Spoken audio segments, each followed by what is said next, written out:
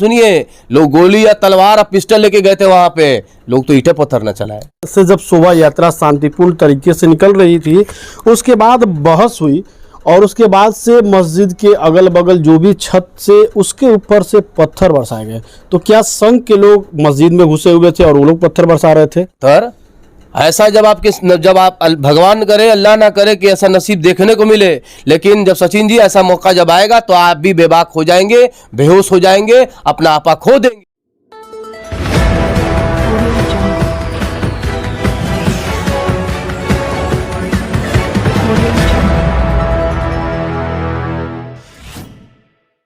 खुल गया अब आपके शहर सिवान में नीलकमल फर्नीचर का विशाल शोरूम जिनी सेल्स के ऊपर। अब मात्र 999 के EMI पर शहरवासियों को मिलेगा एक ही छत के नीचे फर्नीचर के साथ इलेक्ट्रॉनिक सामान जैसे AC, fridge, washing machine, LED TV, laptop, mobile, RO, battery, inverter का विशाल रेंज। संपर्क करें जिनी सेल्स, पुरानी किला मोड़ के पास। अंदर की मजबूती ही असली मजबूती होती है, जैसे सलूजा गोल्ड TMT सरिया, क्योंकि सिर्फ यही है 24 कैरेट गोल्ड की तरह असली स्टील से बना, जो दे आपके निर्माण को बेमिसाल मजबूती अंदर से। सलूजा गोल्ड TMT सरिया, गारंटी असली स्टील की, गारंटी मजबूती की। नमस्कार, मैं सचिन और आप देख रहे हैं बिहार न्यूज एक्सप्रेस। आइए देखते हैं क्या है इस वक्त बिहार न्यूज एक्सप्रेस पर खास खबर। देश की राजधानी दिल्ली के जहांगीरपुरी में हनुमान जयंती के दिन जो शोभा यात्रा निकाली गई थी, उसके बाद एक हिंसा झड़पी और हिंसा ने इतना भयानक रूप लिया कि उसमें 6 से 7 पुलिसकर्मी घायल हो गए हैं। और उसके बाद जो वहाँ की नगर परिषद है उसके द्वारा बुलडोजर चलवाया जा रहा है, जिसके बाद विवाद लगातार बढ़ते जा रहा है। और इस विवाद पर बातचीत करने के लिए हमारे साथ रघुनाथपुर विधानसभा के पूर्व प्रत्याशी, मशहूर क्रिकेटर, सामाजिक कार्यकर्ता मोहम्मद कैफ उर्फ बंटी हैं। अब उनसे बात करते हैं। सबसे पहले आपका बिहार न्यूज एक्सप्रेस में स्वागत है। आपका भी बहुत बहुत शुक्रिया, आप यहाँ पे आए, हम कीमती वक्त टाइम निकाल के, आपका भी स्वागत है। जिस तरह से जहांगीरपुरी में पत्थरबाजी हुई, उसके बाद से बुलडोजर चलवाया जा रहा है, क्या कुछ कहेंगे? वो एक तरफा काम हो रहा है और ये सब फसाद फैलाने का काम हो रहा है। ये जो RSS और BJP वाले लोग जो कर रहे हैं, ये एक देश में एकदम साफ तरीके से दिख रहा है कि सामने वो लोग शांति चाहते ही हैं, सिर्फ अशांति चाहते हैं, जिसके वजह से ये इतना बड़ा ये जो ऑकरेंस हो रहा है, बार बार हो रहा है। ये नया नहीं हो रहा है, जब से इनकी सरकार भरी है सिर्फ यही हो रहा है, हिंदू मुस्लिम का खेल हो रहा है। हम लोग एक छोटा सा, आप देखे होंगे, एक छोटा सा जो देश है, आज कतर में जो फुटबॉल टूर्नामेंट हो रहा है, वर्ल्ड कप हो रहा है, अगले साल होने वाला है, उस टूर्नामेंट में छोटे छोटे जो लाखों में उनकी आबादी है, वो फुटबॉल के वर्ल्ड कप खेल रहे हैं। और हम और आप जो हमारे जो देश में जो हमारे BJP RSS, वो हिंदू मुस्लिम का खेल खेले। कहाँ हमारा देश खेल रहा है, कहाँ हमारा देश जा रहा है, बहुत ही गंभीर मामला होने वाला है। आप बता रहे हैं कि RSS और संघ को आरोप लगा रहे हैं, लेकिन हिंसा के बाद जो फायरिंग हुई है उसमें एक जवान घायल हुआ है, SI है मेधालाल। उन्होंने बताया कि मस्जिद के सामने से जब शोभा यात्रा शांतिपूर्ण तरीके से निकल रही थी, उसके बाद बहस हुई और उसके बाद से मस्जिद के अगल बगल जो भी छत से उसके ऊपर से पत्थर बरसाए गए। तो क्या संघ के लोग मस्जिद में घुसे हुए थे और वो लोग पत्थर बरसा रहे थे? देखिए, आप शायद नहीं जान रहे, जो आप अभी इन्फॉर्मेशन लेके जो आप आए हुए हैं, पहले ये बताइए कि शोभा यात्रा को किसने परमिशन दिया? विदाउट परमिशन उसने गया था, क्यों गया था? आप कह रहे विदाउट परमिशन है? 3 परमिशन, मेरी बात तो कंप्लीट करने दीजिए। तीन शोभा यात्रा निकली, 2 का परमिशन था, 1 का परमिशन नहीं था। और जिस दिन परमिशन नहीं मिला था, उसी दिन ऑकरेंस हुआ। ये आपको जानकारी नहीं है, जानकारी को आप इन्फॉर्मेशन कर लीजिए कि तीसरी जो शोभा यात्रा निकली, उसी में ऑकरेंस हुआ। एक सोची समझी साजिश है, एक सोची समझी साजिश के तहत ये काम किया गया है। और आप किसी को आस्था में जाके, रोजे रमजान के एक पाक महीना है, और आप जाके वहां पे गैदरिंग करेंगे और सारा कर्म करेंगे, क्या वो ईटा पत्थर भी नहीं चलाएंगे? ये कहाँ का मन होता है? आप हरदम बात कर रहे हैं अजान बंद करो, आप बात कर रहे हैं हिजाब बंद करो, आप कभी कह रहे हैं कि कुछ और बंद करो। अरे भाई, सब कुछ बंद कर, हम तो आपको कुछ बोलते ही नहीं है कि आप क्या बंद करो, आप तो सब कुछ कर रहे हैं। हम लोग कुछ बोलने का कोई मतलब ही नहीं रहता है, हम खुशहाल रहते हैं। ये लोग कि चलो ये लोग अपना काम कर रहे हैं, हमको कोई लेना देना है। हमारे तरफ से बताइए क्या चीज बंद होने की बात हो रही है? तो क्या अगर एक पक्ष गलती करेगा तो आप लोग ईटा पत्थर चलाएंगे? आपका कहना ये है? ईटा पत्थर ऐसा जब आप भगवान करे, अल्लाह ना करे कि ऐसा नसीब देखने को मिले, लेकिन जब सचिन जी ऐसा मौका जब आएगा तो आप भी बेबाक हो जाएंगे, बेहोश हो जाएंगे, अपना आपा खो देंगे, क्योंकि जब मौत सामने होती है ना तो कोई किसी को देखता नहीं है। स्थिति वहां बहुत ही गंभीर थी। आगे का मामला क्या है, लेकिन जो भी रिपोर्ट आ रही है, जो भी चीजें एक तरफा पुलिस मामला की है, और सुनिए, लोग गोली या तलवार या पिस्टल लेके गए थे वहां पे, लोग तो ईंटें पत्थर न चलाए। विश्व हिंदू परिषद दिल्ली का एक स्टेटमेंट आया है, एक चैनल को स्टेटमेंट दिया गया है, उसमें साफ तौर पे कहा गया है कि दिल्ली पुलिस के जिन अधिकारी, एक पाठक जी अधिकारी है, उन्होंने कहा कि शोभा यात्रा की इजाजत नहीं है। उन्होंने इस पे साफ शब्दों में कहा कि पुलिस को अपने रिकॉर्ड को खंगालना चाहिए। उनके पास शोभा यात्रा की परमिशन थी, इसके बाद शोभा यात्रा निकाली गई। अगर शोभा यात्रा की इजाजत नहीं दी तो इतने सारे पुलिस बल क्या कर रहे थे? जब शोभा यात्रा की इजाजत नहीं थी तो उसके स्टार्टिंग पॉइंट पे क्यों नहीं रोका गया कि आगे चल के विवाद होगा? सारा से तो आपको बोले नहीं कि ये मिली भगत से हुआ है। पेपर निकाले का काम किसका होता है? हमारी आपकी नहीं, सरकार की होती है। नहीं, उनका साफ तौर पे कहना कि परमिशन था। वही बता रहे आपको, वही आपको हम समझा रहे हैं। आप जो बात का सवाल सवाल हमसे पूछे बखूबी हमको वो समझ में आ रही है कि वो पूछे क्या है। जिसने आपको बोला कि कभी बोलता है पुलिस की इन्होंने परमिशन नहीं लिया, कभी बोलता है हमने परमिशन दिया, तो ये सारा खेल होता रहता है ना। ये ऑकरेंस हो चुकी है, ये सारा चीज ऑकरेंस हो चुकी है। अभी आपको परमिशन क्या, सब कुछ मिला होगा, आपको नहीं दिखाई दे रहा है कि परमिशन उस शोभा यात्रा में पिस्टल और कट्टा और लाठी तलवार को, यात्रा में लाठी या तलवार और पिस्टल की क्या जरूरत है? हमको जरा ये आप समझाइए ना। इसलिए अब पुलिस वहां खड़ी है, उसकी पूरी तरीका से मौन हो चुकी है।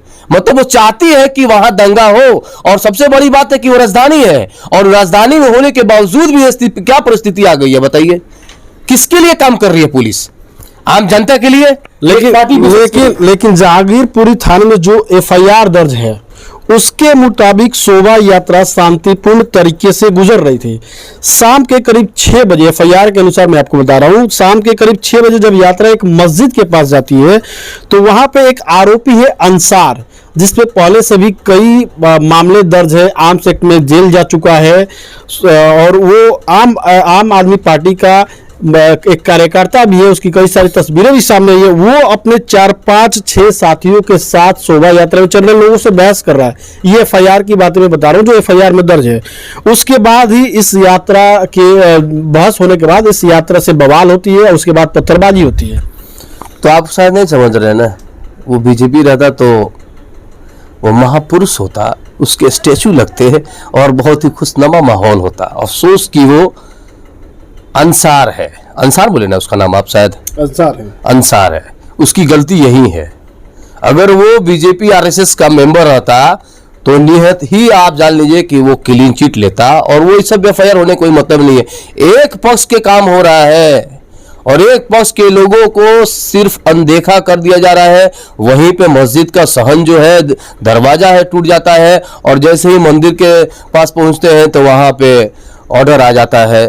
सुप्रीम कोर्ट का ऑर्डर पहले ही आ चुका था, लेकिन मस्जिद का दरवाजा नहीं टूटा है। मस्जिद के बाहर जो अतिक्रमण, हमारी बात सुनिए ना, तो ये क्या 10 साल पहले नहीं थे, अभी जब दंगा होने के बाद ही आया सारा सिस्टम। अभी भी सारी मस्जिदें आप कहीं भी दिखा सकते हैं, सारी मस्जिदों में सब लोग, सभी धर्मों के लोग भी जाते हैं, और देश में मस्जिद टूटने की बातें सामने नहीं आती है। वो अतिक्रमण है, सुप्रीम कोर्ट का भी आदेश आया कि इस अतिक्रमण को रोका। अतिक्रमण जब सुप्रीम कोर्ट का आदेश आता है तो फिर आता है रुकने का आदेश कैसे आ जाता है? रुकने का आदेश उसमें जरा आप समझाइए। उसमें जो रुकने का आदेश है, उन जो अधिकारी थे उन लोगों मंदिर के वक्त ही रुक जाता है, उसका आदेश आता है। तो क्या लगता है, साजिश है? एक बिल्कुल साजिश है। एक साजिश के तहत ये दंगा भड़काने का काम किया जा रहा है। बात को समझिए, हमारा जो देश है उसको एक दूसरे तरफ लेके जाया जा रहा है, और एक पक्ष को सबसे खराब, सबसे बेकार, सबसे और क्या बोलते हैं आप, खूंखार बना के साबित किया जा रहा है, और एक ही पार्टी काम कर रही है, आरएसएस के काम कर रही है,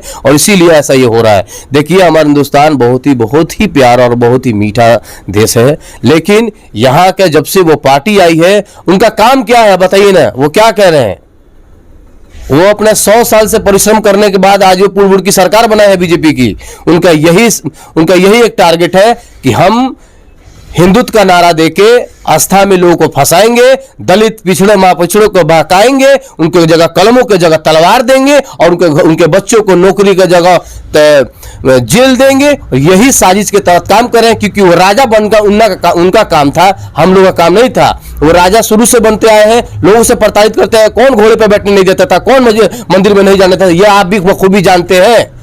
इस चीज को समझिए, ये काम किसके लिए हो रहा है, कौन करवा रहा है? ये काम एक पक्ष के लोग करवा रहे हैं, जो शुरू से करते आ रहे हैं। उनकी कुर्सी चली गई थी, उनको एक प्लान के तहत काम किया, वो फिर से आए और एक माहौल बनाए कि जो काम हम लोग कर सकते हैं वो काम करने के लिए हिंदुत्व का सहारा ले रहे हैं। हिंदुत्व का मतलब क्या होता है? राम जी ने क्या कहा है? जाके दंगा करो मेरे नाम पे। लेकिन पुलिस का जो स्टेटमेंट आ रहा है उसमें तो साफ तौर पे लिखा हुआ है कि जो शोभा यात्रा है वो शांतिपूर्ण तरीके से चल रही थी। औरतें और पुरुष जो है घर में पत्थर रखे होते, पहले से पत्थर घर में क्यों रखा हुआ था? ये तो सुनिश्चित तरीके से ये पहले से साजिश थी। आप तो मीडिया वाले हैं ना, ये पुलिस का स्टेटमेंट है, मेरा कोई पुलिस ही तो सबसे बड़ा विलेन है वहां पे। पुलिस की वजह से आप हम अभी बात कर रहे हैं, पुलिस की वजह से पूरे देश का माहौल खराब है। पुलिस अगर एक्शन ले रहती, पुलिस वहां पे तुरंत अगर तत्पर रहती तो उस मामला तो आता ही नहीं। पुलिस का ही सब खेल है, पुलिस का ही सब कुछ। ये विडंबना हमारे देश का है कि आजादी के बाद अंग्रेज चले गए, आज जो भी ये कानून है किसका है, किसका बनाया हुआ है बताइए आप? जितने भी कानून है, लॉ है, जितने भी, सब अंग्रेजों का ही बनाया हुआ है, उनमें बदला हुआ है। तो बताइए, ये आप जानकारी नहीं है? कानून जो है अभी अंग्रेजों का ही चल रहा है। पुलिस का वास्ट पावर है, पुलिस अपने पूरे जोश और खरोश से किसी को भी उजाड़ सकता है, किसी भी कर सकता है। अरे वो तो धन बोलिए, अल्लाह का शुक्रिया अदा कीजिए कि हमारे बाबा साहब अंबेडकर का ये बनाया हुआ कानून जो हम लोग के लिए लाभदायक और शुभचिंतक है, जो ये अभी हम लोग अपना पक्ष रख सकते हैं। न तो जैसा जो माहौल जो बना रहा है, राजाओं का माहौल बन रहा है, राजा राजा हो जाएगा और प्रजा प्रजा वाला माहौल हो रहा है। जिस तरह से दंगे हुए, जिस तरह से हिंसा हुई, उसके बाद जो मुख्य आरोपी है अंसार गिरफ्तार होता है, जब कोर्ट में पेशी के दौरान जाता है तो कई चैनलों पे चला होगा, आपने भी शायद देखा, वो पुष्पा स्टाइल में बोलता है कि कभी झुकेगा नहीं और मुस्कुराते हुए जाता है। इसको क्या देखते हैं? कहीं ना कहीं बिल्कुल सही बोला वो राइट पे है ना भाई। आपके शोभा यात्रा निकली, सब कोई उसके पक्ष में है। आप तलवार लेके घूम रहे हैं, आप कट्टा लेके घूम रहे हैं, आप लाठी यात्रा लेके घूम रहे हैं। अरे भाई आप क्या करने जा रहे हैं? लेकिन शोभा यात्रा नहीं हुई तो शोभा यात्रा वाले लाठी तो नहीं चलाए, पत्थर पहले चले से आया लोग, वो लोग कहां से आए? वो लोग कहां से आए? तो आप भी मानते पत्थर चलाने वाले सही हैं? पत्थर चलाने नहीं है, वो परिस्थिति सही थी, वो नहीं चलाते तो उनका और ज्यादा लोगों का वहां पे मरने का और लाशों का लाश हो जाता। उन्होंने भगाने का काम किया है, लड़ने का काम नहीं किया, उन्होंने डिफेंस का काम किया है। और डिफेंस हमारा लॉ बोलता है कि डिफेंस में आप किसी को रोकने के लिए काम किया, मारने का काम नहीं किया गया है। तो जहांगीरपुर में जो हुई, उसके अलावा देश में जितने भी शोभा यात्रा होते हैं, लगभग जगहों पर इस तरह की घटनाएं सामने आती है। देखिए, आखिर शोभा यात्रा को क्यों टारगेट किया जाता है? शोभा यात्रा को टारगेट में, शोभा यात्रा में लोगों को टारगेट किया जा रहा है। शोभा यात्रा तो अच्छी चीज है, वो तो दिल की आस्था की मामला है, उसमें तो सुकून मिलता है।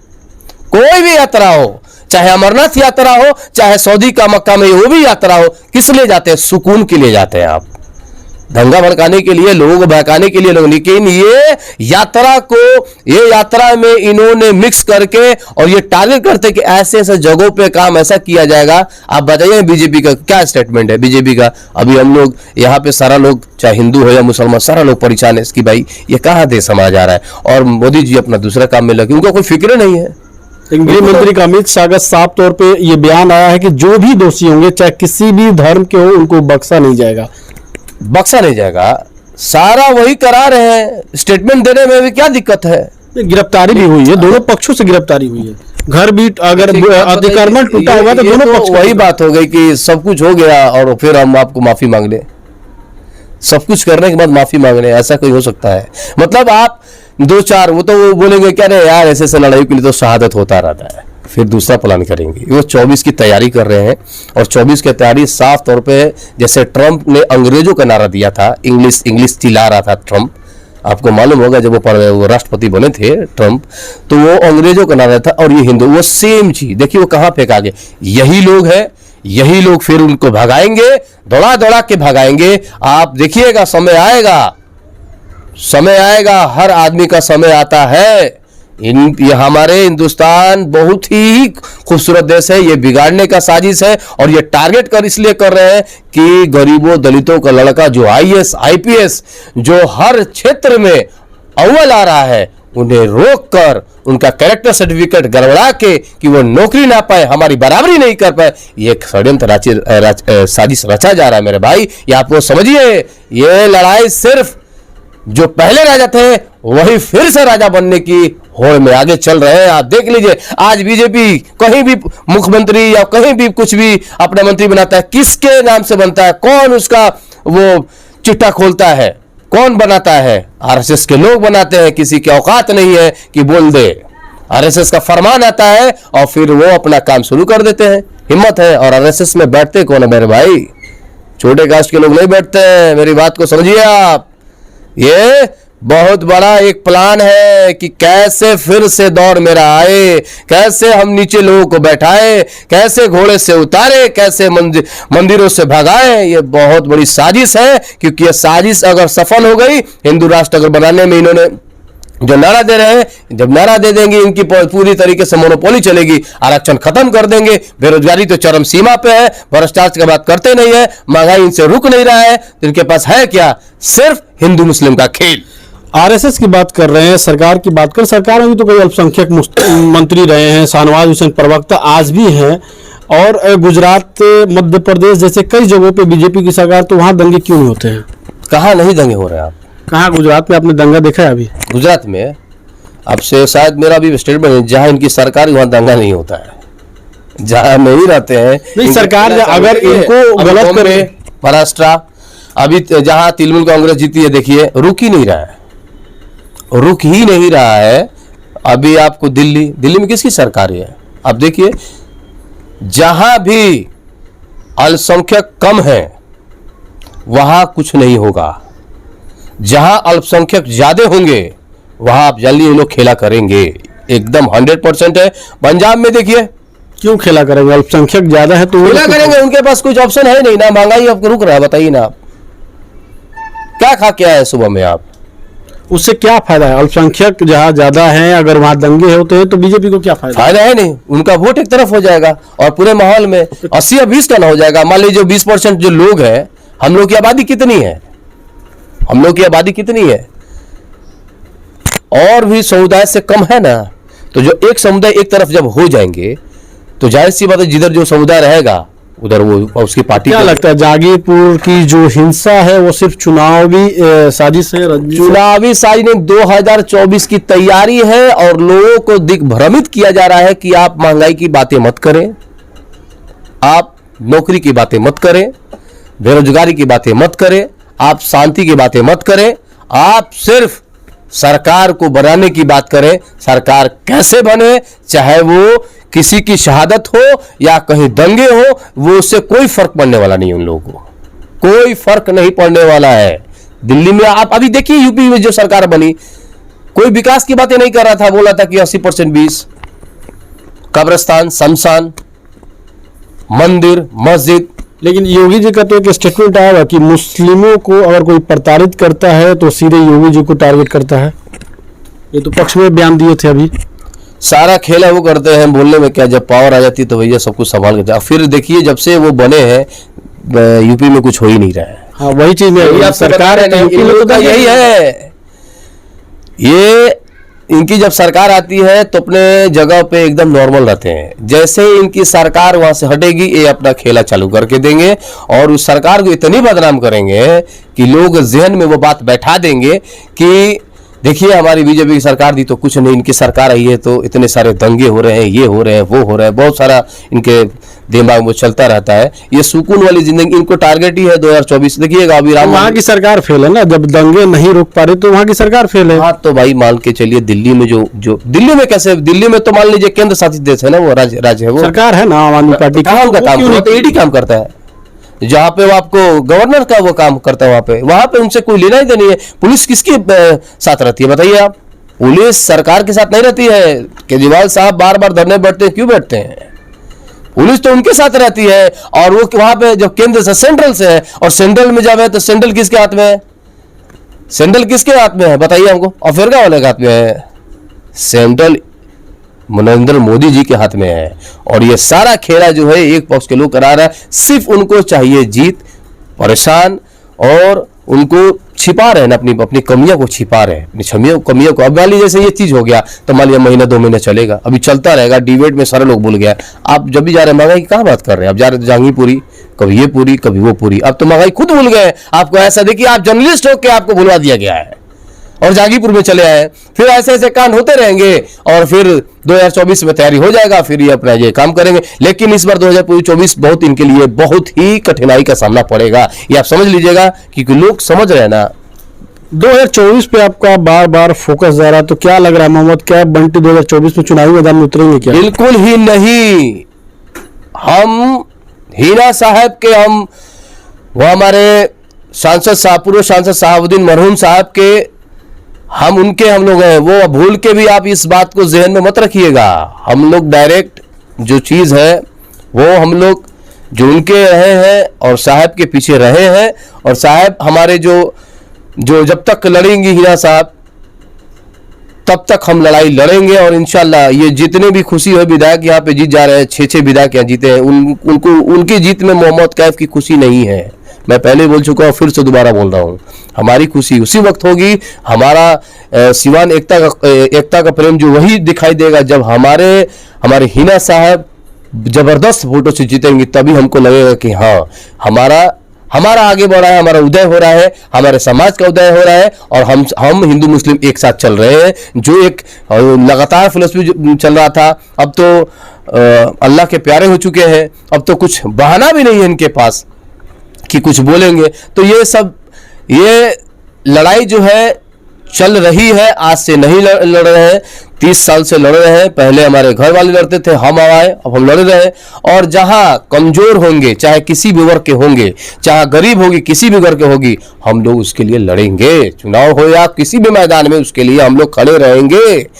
ये आप एकदम समझ लीजिए कि हम लोग लड़ने के लिए तैयार हैं, और ये लड़ाई चलती रहेगी, आंदोलन चलता रहेगा।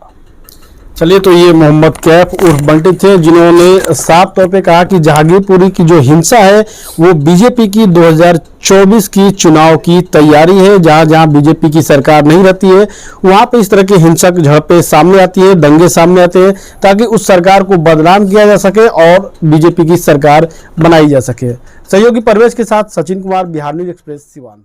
बिहार न्यूज एक्सप्रेस देखने के लिए आप सभी को धन्यवाद। अभी तक आपने अगर बिहार न्यूज एक्सप्रेस चैनल को सब्सक्राइब नहीं किया है तो आप हमारे चैनल को सब्सक्राइब करें, लाइक करें और शेयर करें। धन्यवाद। चिकित्सा के क्षेत्र में करियर बनाना हुआ आसान, बने इलेक्ट्रो होम्योपैथी चिकित्सक अधिकृत, स्वास्थ्य एवं परिवार कल्याण मंत्रालय, भारत सरकार। NIMS electro homeopathy cancer research hospital, साथ ही कैंसर जैसी जानलेवा बीमारी के इलाज कराने के लिए अब आपको बड़े शहरों में जाकर भटकना नहीं पड़ेगा, क्योंकि आपके अपने शहर सिवान में कैंसर का सफल इलाज होता है। जी हाँ, डॉक्टर मोहम्मद इंतखाब परवेज के यहाँ हर्बल से निर्मित इलेक्ट्रो होम्योपैथी द्वारा कैंसर जैसी बड़ी और खतरनाक बीमारियों का सफल इलाज किया जाता है। सभी प्रकार की कैंसर की बीमारियों में सफलता पूर्वक इलाज के लिए आज ही संपर्क करें। डॉक्टर मोहम्मद इंतखाब परवेज, सिसवन ढाला, लक्ष्मीपुर, सिवान। संपर्क नंबर है 9472250677।